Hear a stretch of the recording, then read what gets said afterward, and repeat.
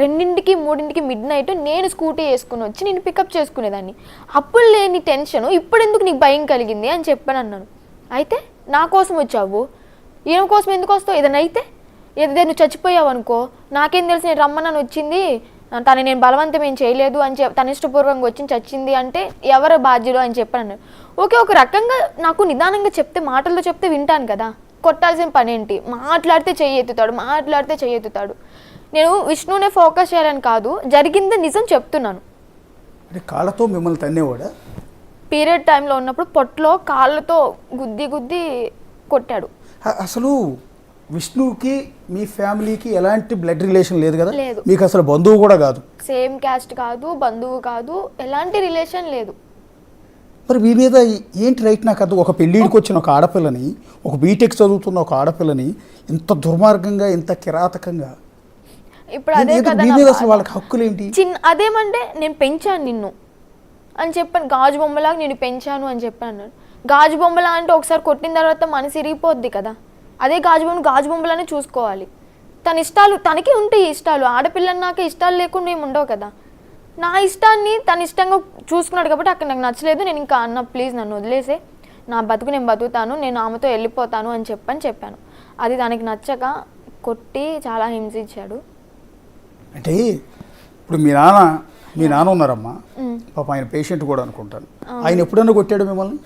లేదండి, కోపం వచ్చినా కానీ తిడతాడేమో కానీ మళ్ళీ 5 నిమిషాలు అయితే వచ్చి మళ్ళీ గారాబం చేసి. ఏ తండ్రి కూడా ఇంకా తల్లి అన్నా చేసుకుంటుందేమో, ఎందుకంటే ఒకవేళ పిల్లలు తప్పు చేస్తే మందలించడానికి, భయపెట్టడానికి కొంచెం దీనికోసం కొడుతుందేమో. తండ్రి ఎప్పుడు చేసుకోడు. నాకు కూడా ఒక ఆడపిల్ల ఉంది. తండ్రికి ఆడపిల్ల అంటే మమకారం ఎక్కువ, భయం. ఆడపిల్లకి తల్లి అంటే భయం, తండ్రి అంటే ప్రేమ ఎక్కువ, ప్లస్ గారాబం కూడా. నీకు అమ్మ ఇష్టమా నాన్న ఇష్టమా అని అడిగితే ఆడపిల్ల నాన్న ఇష్టం అనే చెప్తాను. ఎందుకంటే ఏ తండ్రి కూడా కొట్టడు. అలాంటిది అసలు మీకు ఫ్యామిలీతో సంబంధం లేని, అసలు నీ తండ్రి కూడా మీ మీద ఎప్పుడు చేసుకోలేదు.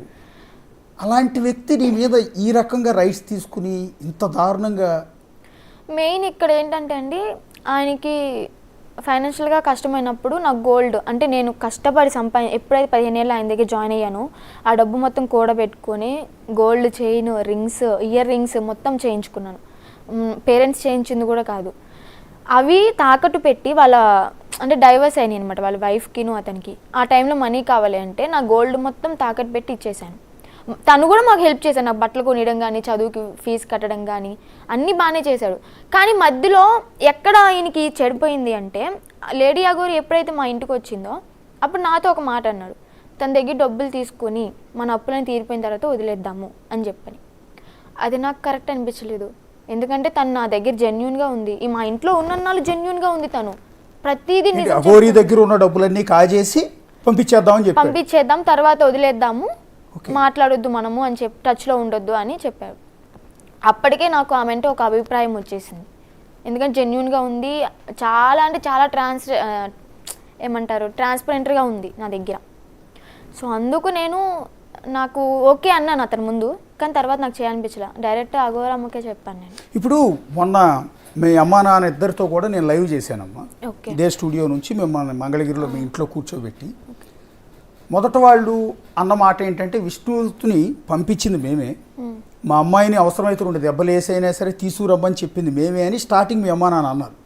తర్వాత నేను అడిగాను, అమ్మా అసలు ఆడపిల్ల చక్కగా ఉంది, బంగారు బొమ్మలా ఉంది మీ అమ్మాయి, అలాంటి అమ్మాయి, చదువుకునే అమ్మాయి ఒక అఘోరితో పాటు వెళ్ళిపోయింది అంటే మీ ఇంట్లో ఏదో కొంత సఫర్ అవుతుంది, ఎవరి వల్ల ఒత్తిడి ఉంది. పెళ్లి చేసుకుని చక్కగా హ్యాపీగా ఉండాల్సిన అమ్మాయి అఘోరితో పాటు వెళ్ళిపోవాలని డెసిషన్ తీసుకుందంటే దాని మూలం ఏదో ఉండుంటుంది. మీరు ఒక కన్న తల్లి కదా, ఏ రోజన్నా చక్కగా ఒళ్ళో పడుకోబెట్టుకుని కూతుర్ని అసలు ఏం జరిగిందో చెప్పమ్మా, ఎవరి వల్ల నీకు ఇబ్బంది ఉందని మీరు ఏమన్నా అడిగారా అంటే, మీ అమ్మగారు అన్నమాట ఏంటంటే, ఇప్పటివరకు అడగలేదండి, నేను కూడా అందరిలాగానే మందలిస్తున్నాను, నా కూతురు కదా దారిలో పెట్టుకోవాలి అని.